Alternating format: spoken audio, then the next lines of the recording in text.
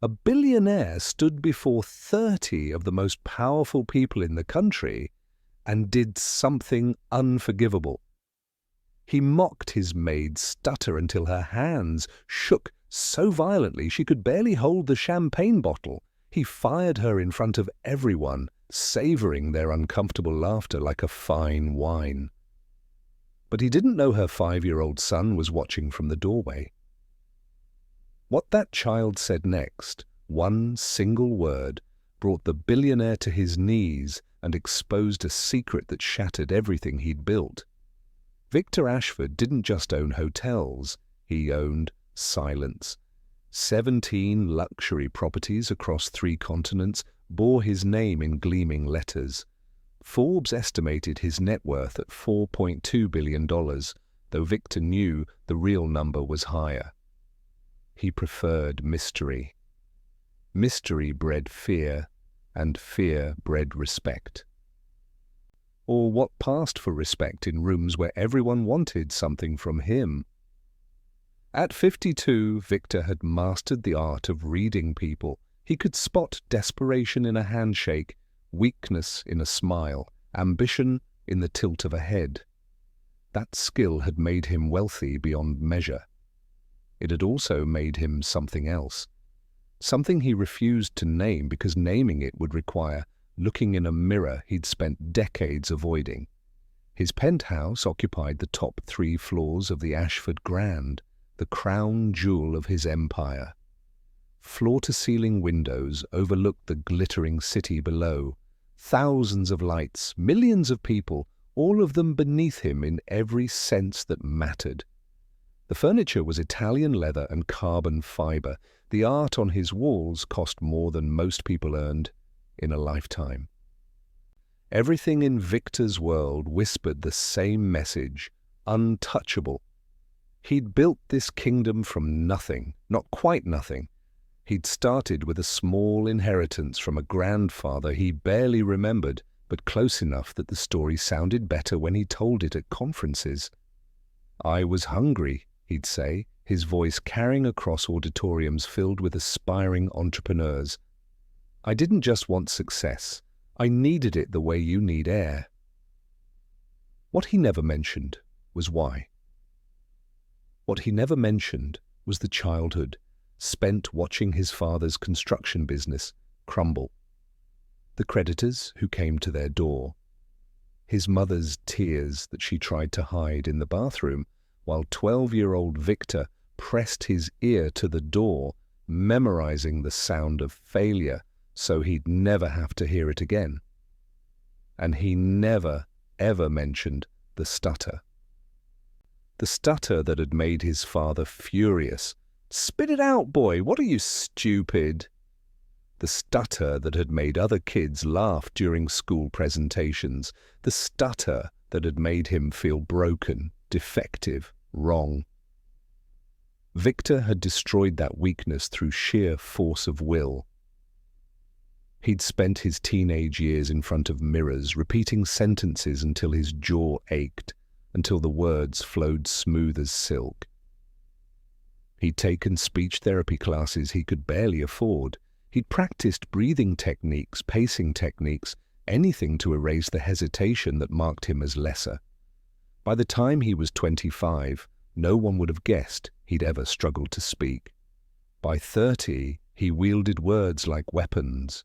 By 40, he could silence a boardroom with a single sentence. But late at night, alone in his penthouse, sometimes the stutter still lived in his chest like a trapped animal. He'd feel it clawing at his throat when he was tired or stressed. He'd swallow it down, force it back into the darkness where he kept everything he refused to acknowledge about himself. Victor had built his empire on a simple philosophy: identify weakness and exploit it. In business, that meant buying struggling companies and gutting them. In life, that meant never showing vulnerability and never tolerating it in others. Weakness was contagious. Weakness was unforgivable. And weakness reminded him too much of the boy he used to be. Elena Vasquez learned to disappear long before she started working for Victor Ashford. She'd learned it as a child in a small town where being poor meant being invisible. She'd learned it as a teenager when her mother got sick and Elena had to drop out of school to work 3 jobs. She'd learned it as a young woman when the man she loved, the man who'd promised her everything, had walked away the moment she told him she was pregnant. That was 7 years ago. Danny was 5 now, and Elena had become a master of invisibility. She worked the evening shift at the Ashford Grand. 6 nights a week, she arrived at 4 p.m. and left at midnight, moving through the penthouse like a ghost. She cleaned toilets that cost more than her monthly rent. She polished floors that reflected chandeliers worth more than her life savings. She folded $1,000 sheets and restocked wine cellars filled with bottles she couldn't pronounce. And she stayed silent.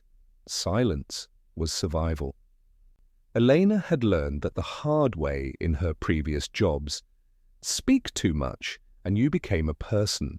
Become a person, and people noticed you. And when wealthy people noticed you, it was rarely good.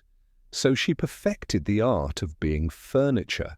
She made eye contact with no one. She answered questions with nods when possible. She moved efficiently, invisibly, erasing her presence the moment she left a room. But Elena had a secret she couldn't hide forever. She stuttered. It wasn't constant. Sometimes she could go days without it surfacing.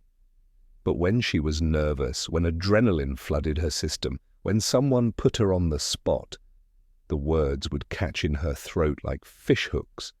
Her mouth would open and nothing would come out except broken syllables and shame. She'd had it since childhood. A speech therapist once told her it was linked to anxiety, to trauma, to the stress of growing up in an environment where she never felt safe. Her mother couldn't afford treatment beyond a few sessions. So Eleanor learned to work around it. She took jobs where talking wasn't required. She avoided situations where she might be asked to speak. She became a master of gestures and written notes. The stutter had cost her jobs before. A receptionist position she desperately needed, a customer service role that might have paid enough to move to a better apartment. Each time, the reaction was the same: impatience, frustration, sometimes outright mockery. Why can't you just talk normally?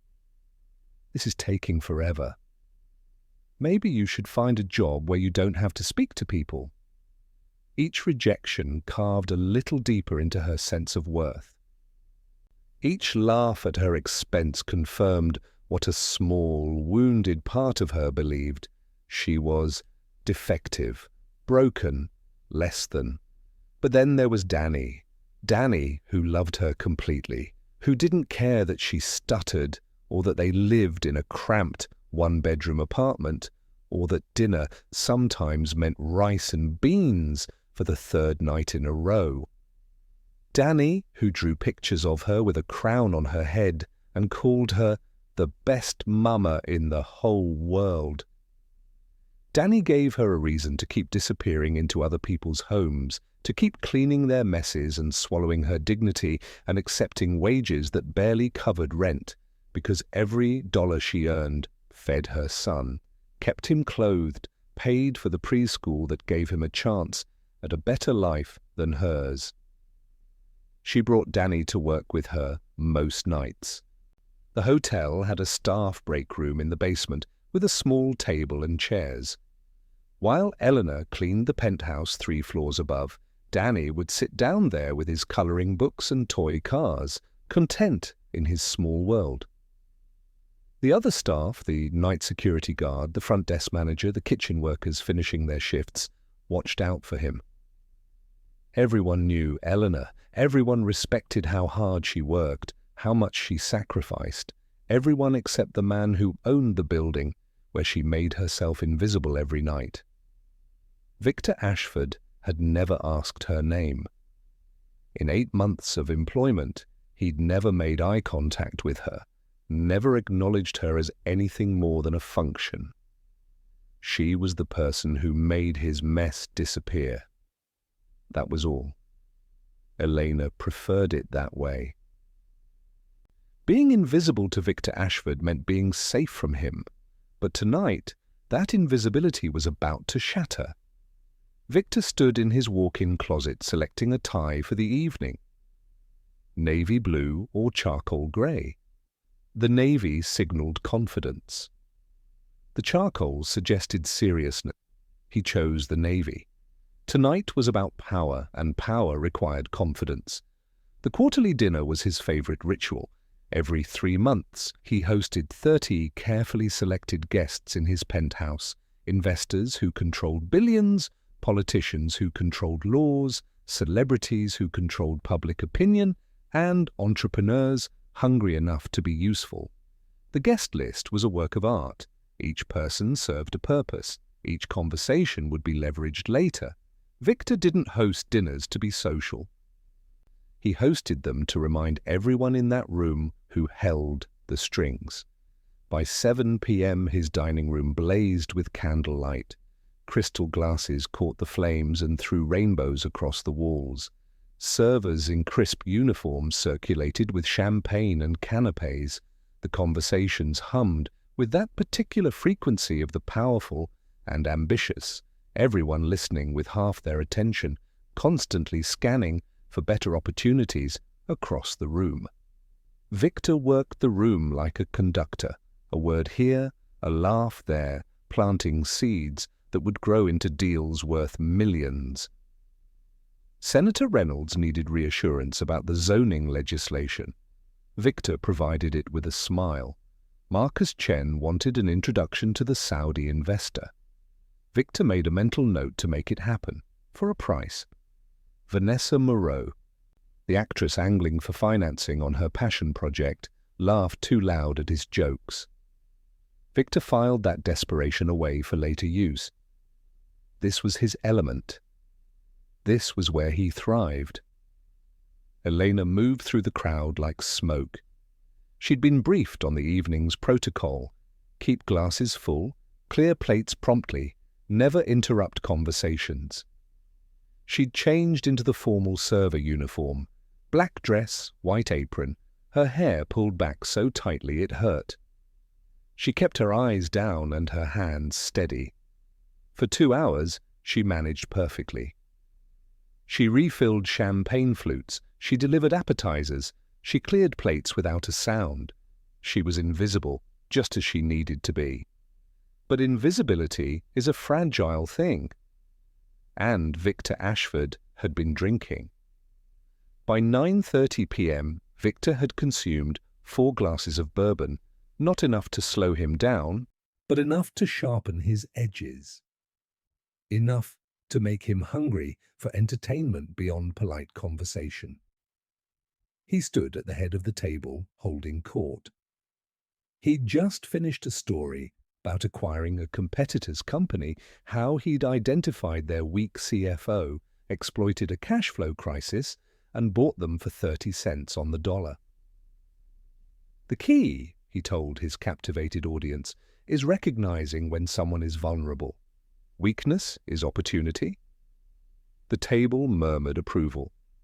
These were people who understood that philosophy, who lived by it. That's when Elena approached with a fresh bottle of champagne. She'd been trying to time it carefully, waiting for a pause in the conversation. But there were no pauses. Victor's voice filled every silence. So she did what she'd been trained to do, moved quietly to his side, and began refilling his glass. Victor noticed her for the first time that evening. Actually noticed her. Something about the way she held the bottle, the slight tremor in her hands. It triggered something in him. A predator's instinct. "Elena," he said, loud enough to stop 3 nearby conversations, "tell our guests what you're pouring." 28 sets of eyes turned toward her. Elena's throat closed. She opened her mouth. Ch-ch. The word stuck like a stone. Her face burned. Victor's eyes brightened with interest. Go on. It's a simple word. She tried again. Champagne, says sir. Someone at the table giggled nervously. The sound was like blood in shark-infested water. Victor smiled. That smile, the one that had terrified boardrooms and broken competitors. Again, clearly this time. Surely it's not that difficult. Champagne? The bottle shook in her hands. A drop fell onto the white tablecloth like a blood stain. Honestly, Victor said, turning to his audience, playing to them now, how difficult is it to speak properly? I pay good money for service, not for... He gestured vaguely at Elena. This. The table erupted in uncomfortable laughter, the kind of laughter that happens when people don't know how else to react. When they're relieved, they're not the target. When they're complicit in cruelty because opposing it might cost them something. Senator Reynolds chuckled and sipped his wine. Marcus Chen studied his plate. Vanessa Moreau laughed the loudest, desperate to align herself with power. Elena stood frozen, the champagne bottle gripped so tight her knuckles went white. Her eyes filled with tears she refused to let fall. She'd learned long ago that crying made it worse. Crying gave them more to feed on. But Victor wasn't finished. He stood up, theatrical in his movements. The bourbon and the audience's attention had unleashed something in him, something ugly that he usually kept leashed in public. You know what? I can't have this. My guests deserve better than someone who can barely string two words together. He turned to his head of staff, who stood near the kitchen entrance looking mortified. James, please make a note. Eleanor is terminated effective immediately. The room went silent. Get your things and leave, Victor continued, his voice cold now, the performance over. Leave your uniform on the counter in the staff room. Elena's hands trembled as she set down the champagne bottle. She didn't argue, didn't beg. Women in her position didn't have the luxury of defending themselves against men like Victor Ashford. She simply turned and walked toward the hallway that led to the service elevator, her dignity somehow intact despite everything. But she wasn't thinking about dignity. She was thinking about Danny waiting for her in the staff room 3 floors below. She was thinking about rent due in 8 days. She was thinking about how she'd explain to her 5-year-old son why Mama lost another job. The guests watched her go, then slowly returned to their conversations. The incident would be forgotten within minutes, a brief, uncomfortable moment in an otherwise successful evening. In a week, none of them would remember the maid with the stutter. But someone had seen everything. Someone small and brave, and about to change Victor Ashford's life forever. Danny had been waiting in the staff room for 3 hours. He'd coloured 6 pictures. He'd built a tower with his blocks and knocked it down 4 times. He'd eaten the sandwich his mama had packed in the little lunchbox with dinosaurs on it. And he'd gotten restless. The staff room was boring. The security guard, Mr. Chen, was nice but busy watching his monitors. Danny wanted to see his mama, just for a minute, just to show her the picture he'd drawn of the 2 of them at the park. So he'd slipped out when Mr. Chen wasn't looking. He'd taken the service elevator up 3 floors. He knew the way. He'd done it before when Mama forgot her keys. He knew to be quiet and stay out of sight. He'd reached the penthouse just as the dinner was happening. He'd stood in the doorway between the kitchen and the dining room, small enough that no one noticed him behind the serving cart, and he'd watched a room full of adults laugh at his mother. At 5 years old, Danny didn't understand wealth or power or social hierarchies, but he understood cruelty. He understood when someone was being hurt. He'd seen it on the playground when bigger kids picked on smaller ones, He'd seen it in movies when villains were mean to heroes. He'd seen his mama's hands shake. He'd seen her eyes fill with tears she wouldn't let fall. He'd seen her walk away with her shoulders curved inward, trying to make herself even smaller. And something in Danny's chest, something fierce and protective, had ignited. His mama always told him that kindness was the most important thing, that standing up for people who couldn't stand up for themselves was what brave people did, that using words to hurt people was wrong. The man at the head of the table had hurt his mama with words. Danny didn't think about consequences or fear. He just walked into that room of powerful strangers and headed straight for the man who'd made his mama cry. Victor had returned to his seat, accepting congratulations from Marcus Chen on handling that situation. He was already forgetting about the maid, already moving on to the next conversation, the next opportunity. That's when he noticed the child.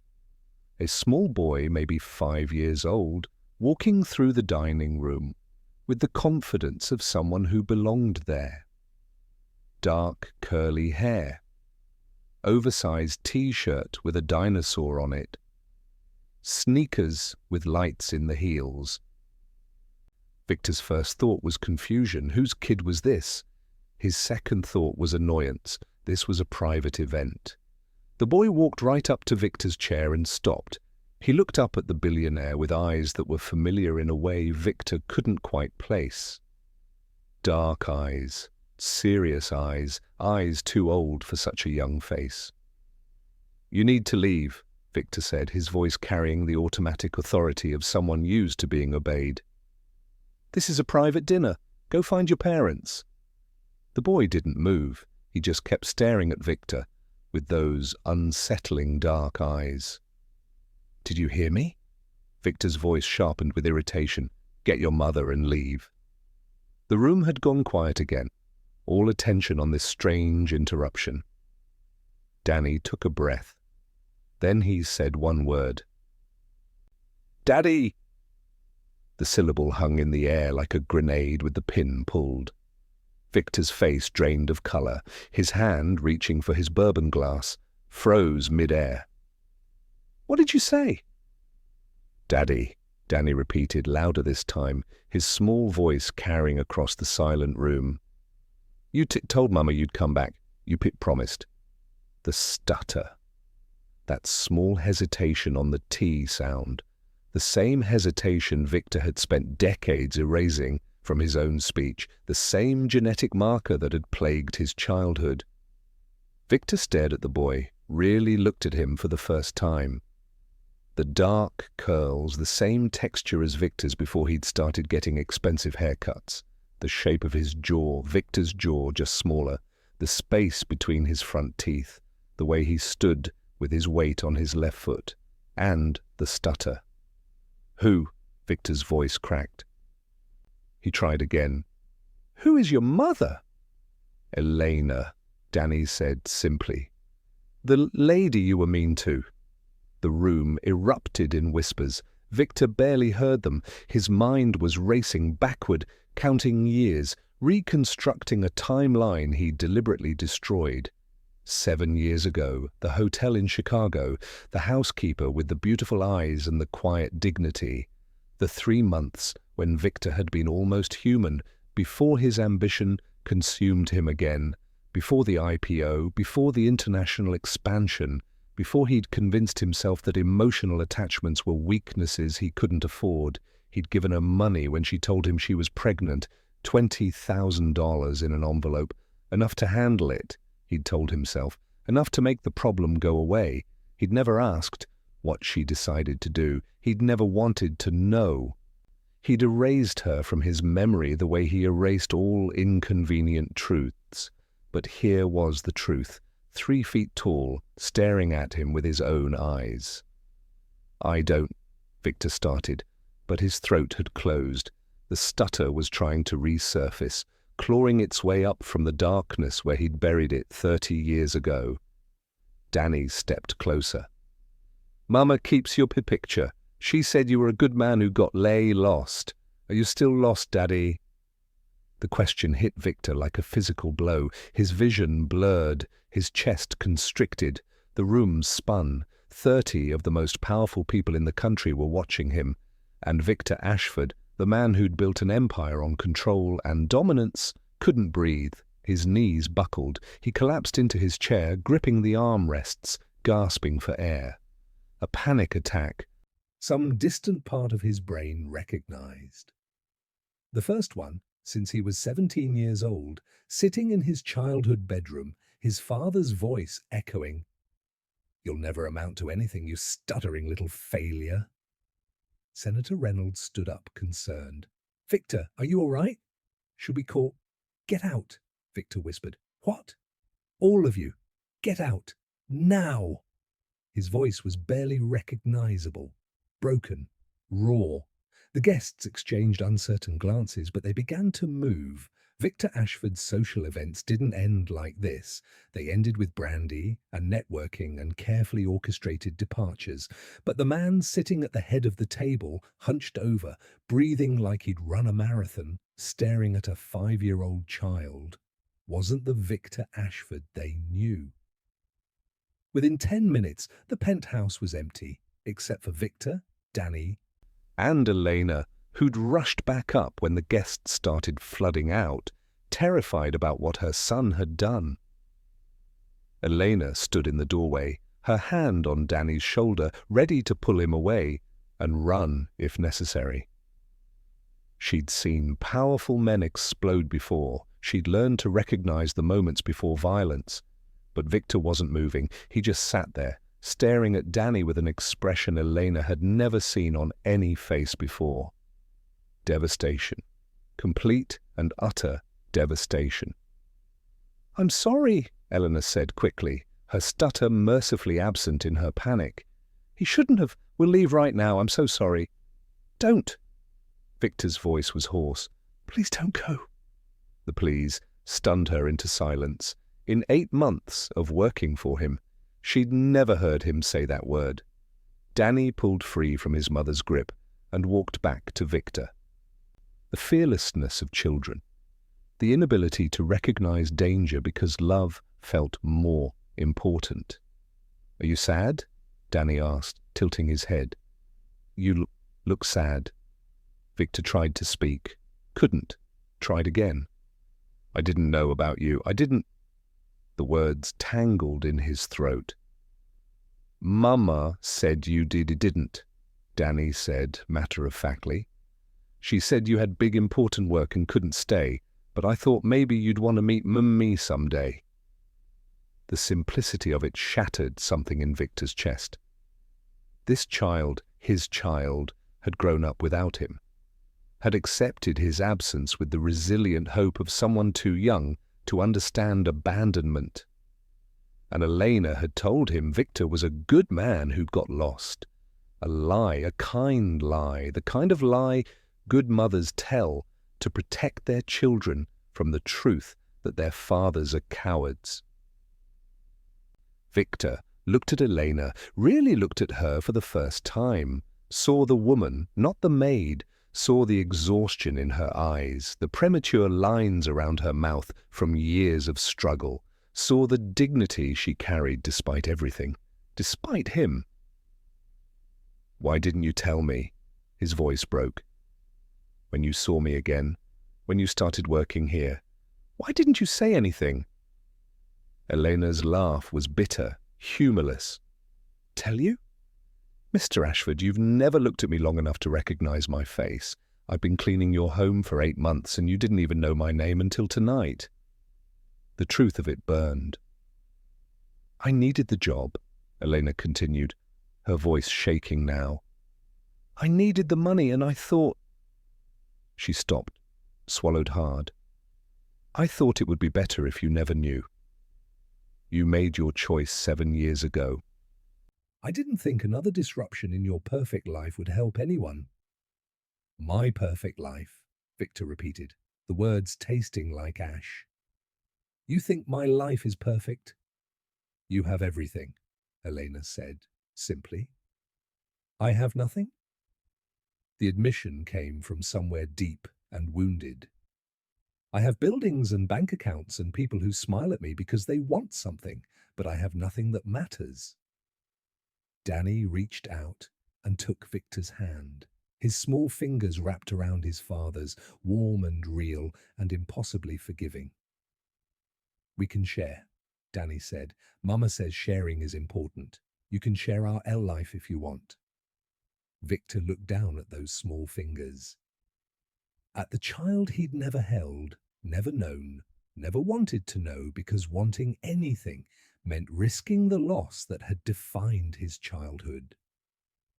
And for the first time in 30 years, Victor Ashford cried.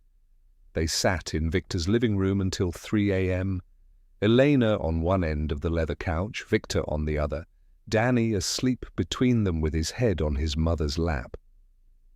They talked, really talked. Victor asked questions he'd never thought to ask 7 years ago. What had the pregnancy been like? What was Danny's birth like? What were his first words, his favorite foods? His fears and dreams and the small moments that built a life Victor had missed entirely. Eleanor answered carefully, watching for signs that this vulnerability would calcify back into cruelty. But Victor just listened, absorbing the story of his son like a man dying of thirst. Then Elena asked her questions. Why did you leave? Victor told her the truth. About his father. About growing up poor and ashamed and stuttering, about the panic attacks that made him feel weak, about building his empire as armor against ever feeling that powerless again. I thought attachment was weakness, he said quietly, not looking at her.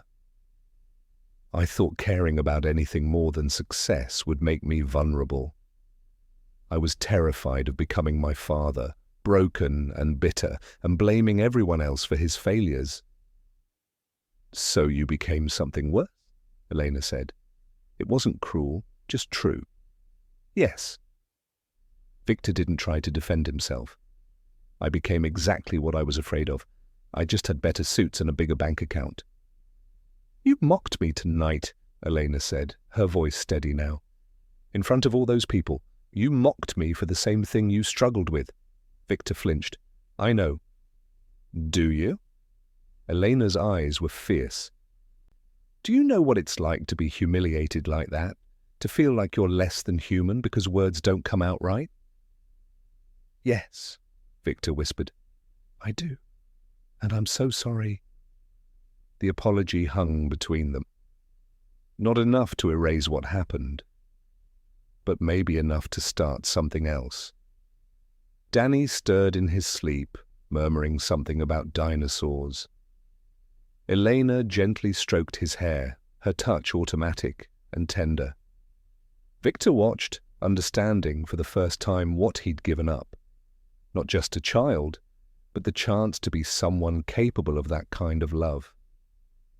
What happens now? Eleanor asked quietly. I don't know, Victor admitted. But I want... He stopped, the words difficult. I want to try. To be... something. For him. For both of you. We don't need your money, Elena said firmly. If this is about guilt or obligation, it's not, Victor interrupted. Or it is, but it's more than that. I've spent my whole life running from anything that made me feel vulnerable. And tonight, my son... His voice broke. My son showed me more courage in 5 minutes than I've had in 5 decades. He looked at Danny's sleeping face. He stood up for his mother in a room full of strangers. He called me out when every adult there was too afraid to. And he still called me Daddy. After everything, he still wanted to know if I was lost. Are you? Elena asked. Still lost? Victor took a shaky breath. I'd like to try to find my way back. They didn't live happily ever after. Not immediately, not easily. Elena didn't move into the penthouse or quit her job or suddenly trust the man who'd abandoned her pregnant and fired her in front of an audience. She'd been hurt too many times to mistake one emotional breakthrough for transformation. But she let Victor try. He started small. Therapy appointments for his anxiety and his childhood trauma, things he'd ignored for decades. He showed up for Danny's preschool events, sitting in tiny chairs at parent-teacher conferences, learning that his son loved art and dinosaurs and had a sweet temperament that made other kids gravitate toward him. He learned about Elena's life beyond what he'd assumed, how she'd put herself through a year of community college before her mother got sick, how she dreamed of becoming a teacher someday, how she volunteered at a literacy program on Sunday mornings, helping other people who struggled with words. The irony wasn't lost on either of them. The woman he'd mocked for stuttering spent her free time helping people overcome the same challenge. Victor started attending speech therapy sessions with Danny.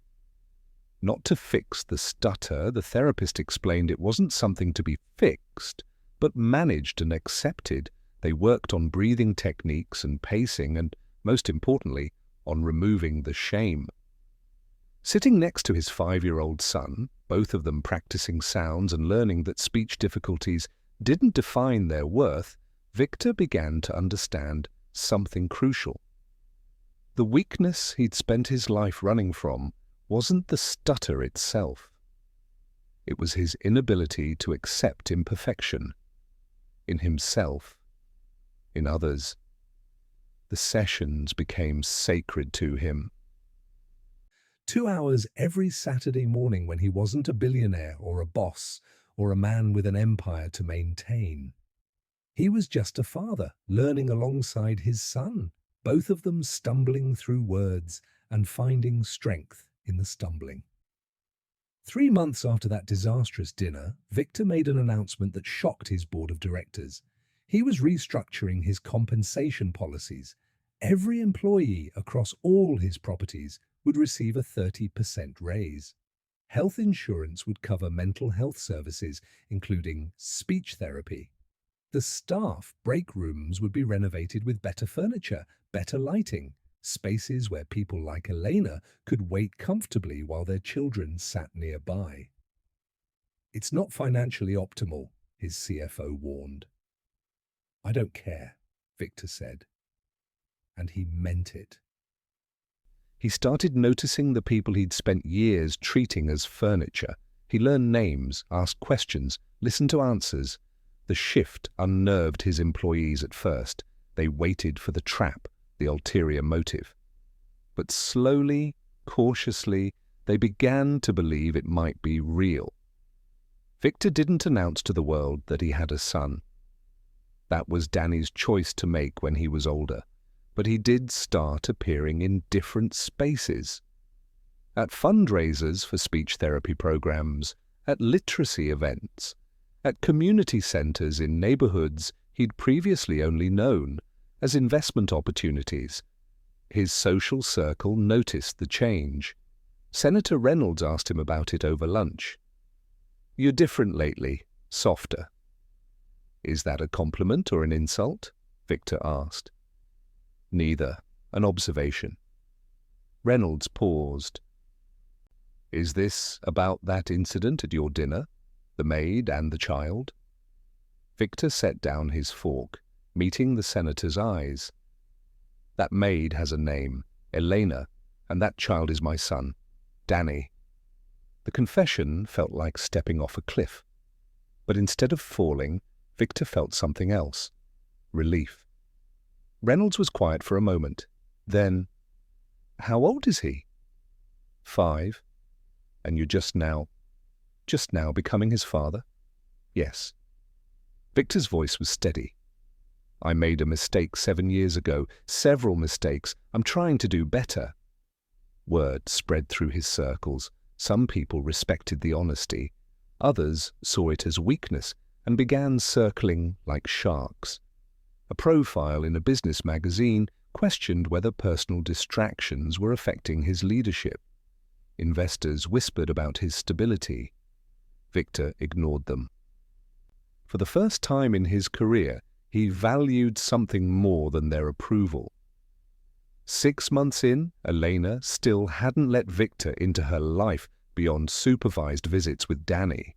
They met at parks, at museums, at the aquarium where Danny pressed his face against the glass and named every fish. Victor understood the boundary, respected it, deserved it. But he wanted more. He wanted the chance to prove he could be consistent, present, safe. One Tuesday evening, Elena called him. Her voice was tight with panic. "Danny's sick. High fever. I need to take him to the emergency room, but I don't have anyone to watch my shift, and if I miss it, I'll lose the job." "I'll cover it," Victor said immediately. "What?" "Your shift. I'll cover it." He was already grabbing his keys. "You take care of Danny. I'll handle the rest." There was silence on the line. Then quietly, "You don't have to do that." "I know," Victor said, "but I want to. Please let me." Elena gave him the details. Which rooms needed cleaning, where the supplies were kept, the specific preferences of the long-term guest in Suite 412 who liked his towels folded a certain way. Victor showed up at the Ashford Grand at 4 p.m. in jeans and a t-shirt. The staff stared at him like he'd grown a second head. James, the head of staff who'd witnessed the disaster 6 months ago, approached cautiously. "Mr. Ashford, is there something—" "I'm covering Elena's shift," Victor said simply. "Can you show me where she keeps her supplies?" For 4 hours, Victor cleaned. He scrubbed toilets, vacuumed carpets, changed sheets. His back ached, his hands cramped. He knocked over a mop bucket in Suite 412 and spent 20 minutes cleaning up the mess, frustrated tears burning in his eyes. This was what Elena did 6 nights a week. This exhausting, invisible, essential work that he'd never valued because he'd never had to do it himself. His empire functioned because of thousands of people like her, people he'd never bothered to see. By 8 p.m., he was finished. He texted Elena, "Shift done, how's Danny?" Her response came 30 minutes later. "Ear infection, antibiotics prescribed. Thank you doesn't feel like enough." Victor stared at his phone, at those words, and felt something unfamiliar bloom in his chest. Not pride in an acquisition or a successful deal, but the quiet satisfaction of being useful, of helping someone who mattered. "You don't owe me thanks, I owe you 7 years. This is just a start." Danny's 6th birthday fell on a Saturday. Elena had planned a small party at their apartment, a few kids from preschool, a homemade cake, decorations from the dollar store. Victor asked if he could come. He showed up with a gift he'd spent weeks selecting. Not something expensive that would make Elena uncomfortable, but a set of art supplies, the good kind, with every color Danny could imagine. And a dinosaur encyclopedia with photographs so vivid they looked alive. The apartment was cramped, probably 600 square feet. The furniture was worn but clean. Children's drawings covered the refrigerator. A small bookshelf overflowed with library books. Everything about the space shouted love and effort and making do with not enough. Victor's penthouse could have fit this apartment 30 times over. He watched Danny blow out candles, surrounded by friends who genuinely loved him. Watched Elena cut the cake she'd baked herself, laughing when it leaned slightly to one side. Watched parents he didn't know joke and help clean up, a community of people supporting each other through the ordinary struggles of raising children on tight budgets. No one here wanted anything from Victor except that he be kind to Danny. No one here cared about his net worth or his connections or his influence. They cared that he showed up, that he sat on the floor and played dinosaurs with genuine enthusiasm, that he made Danny laugh. A parent named Marcus, not the investor from the dinner, But a guy who worked construction and coached the preschool soccer team clapped Victor on the shoulder. "You're Elena's ex, right? Danny's dad?" "I'm trying to be," Victor said honestly. "Kids don't need perfect," Marcus said, watching his own daughter chase Danny around the small living room. "They just need present. Keep showing up, man. That's the whole game." Keep showing up.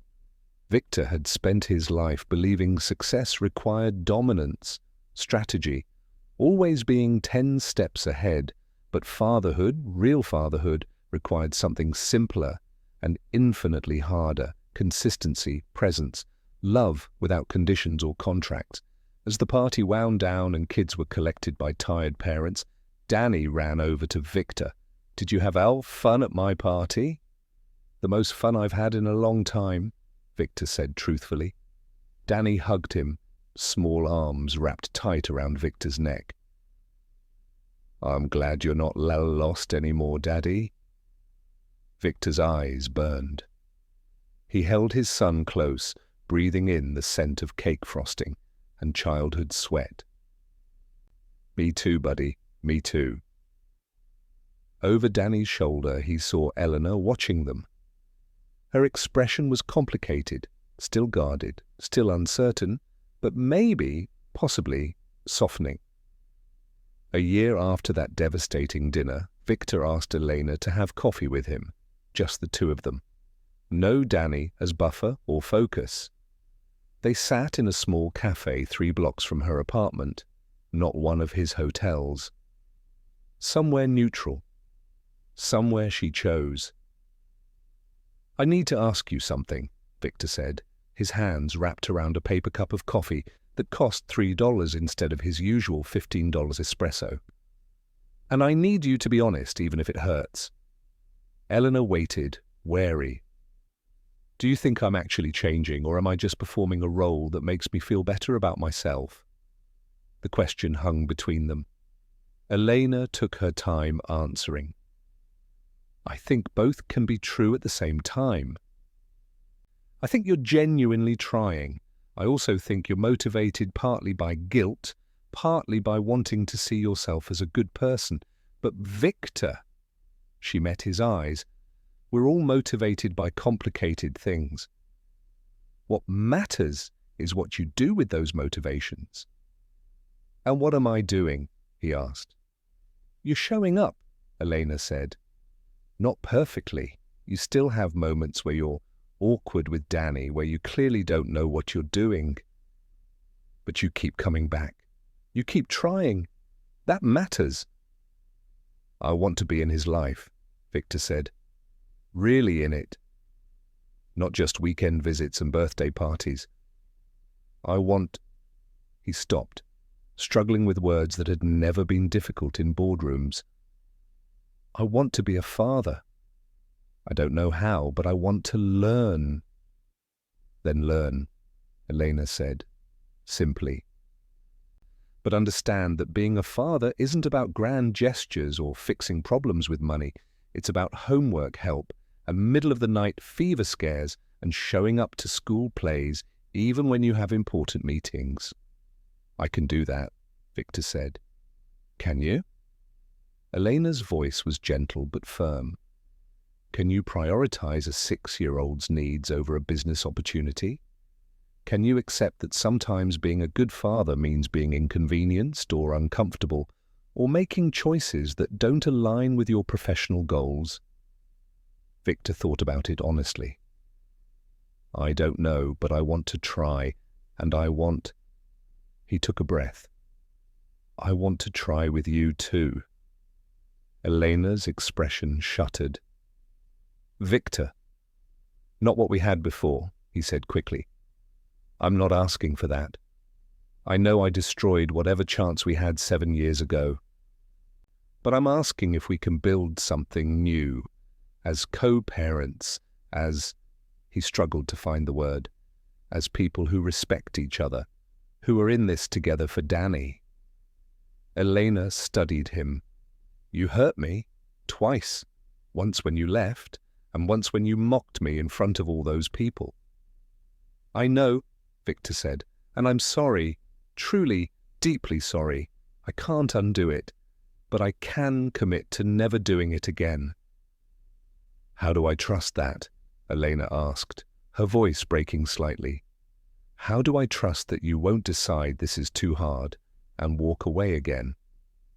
"You can't," Victor admitted. "Trust isn't something I can demand or buy. It's something I have to earn, day by day, choice by choice. All I can do is promise to keep showing up and hope that eventually you'll believe I mean it." Elena was quiet for a long moment. Then, "Okay, okay, okay, you can try," she clarified. "For Danny, not for me, not yet. But for our son, I'm willing to let you try to earn back trust." It wasn't forgiveness, but it was a door left slightly open. And for Victor, that was enough. 2 years after a 5-year-old boy said one word that changed everything, Victor Ashford stood in the audience at Danny's second-grade school play. Danny had 3 lines as tree number 2 in a production about the environment. He delivered them with perfect confidence, no stutter at all. Victor's chest swelled with pride so intense it was almost painful. Elena sat beside him, their relationship still complicated but functional. They'd built a co-parenting routine that worked.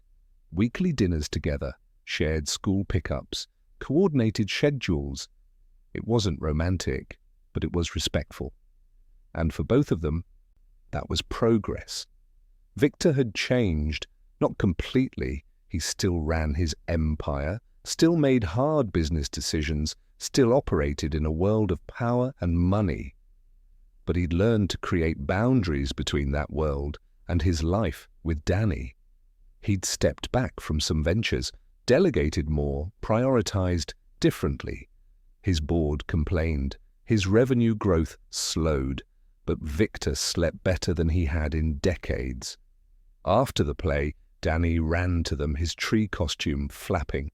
"Did you see me? Did I do good?" "You were amazing," Victor said, scooping him up. "The best tree I've ever seen." Danny giggled, hugging both parents at once, one arm around each neck. A small moment, the kind that wouldn't make headlines or impact stock prices. The kind Victor had once thought didn't matter, but now he knew better. These moments were everything. These small, ordinary, precious moments of being present for another person, of being needed and wanted not for what you could provide, but for who you were. Later that night, after they'd dropped Danny back at Elena's apartment, Victor sat alone in his penthouse. The space felt different now, still luxurious but emptier. He'd started spending less time here, more time in smaller spaces where his son lived and played and grew. He thought about the man he'd been 2 years ago, the man who'd mocked a woman for stuttering because her vulnerability reminded him of his own, the man who'd built walls so high he couldn't see the people he was hurting. That man had been powerful but hollow, successful but alone, wealthy but bankrupt in every way that mattered. Danny had saved him from that. One word, Daddy, had cracked open the armor Victor had spent decades building, and everything that followed had rushed in through that crack. Pain, yes, but also love, connection, purpose beyond profit. Victor pulled out his phone and texted Elena, "Thank you for letting me try." Her response came quickly. "Thank you for actually trying, not just saying it." He smiled at the screen. Trust was being rebuilt piece by tiny piece. It might take years, it might never be complete, but it was growing, and that was enough. 5 years after that dinner that changed everything, Victor sat in his lawyer's office, signing papers. He was restructuring his estate. Danny would inherit the majority when he turned 20. Thanks for watching to the end of this story. Please like, comment, share, and subscribe to this channel for more stories like this. See you in the next one.